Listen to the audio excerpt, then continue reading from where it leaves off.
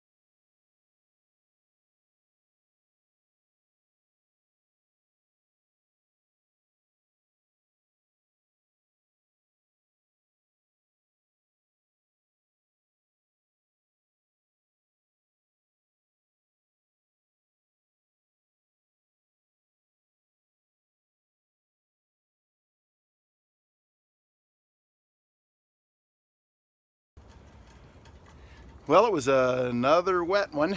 Actually starting to clear up just a little bit right now, but I got pretty good and wet. With the fenders on the bike though, I think I got a kit now that gets the job done for me. I've got clothes that keep me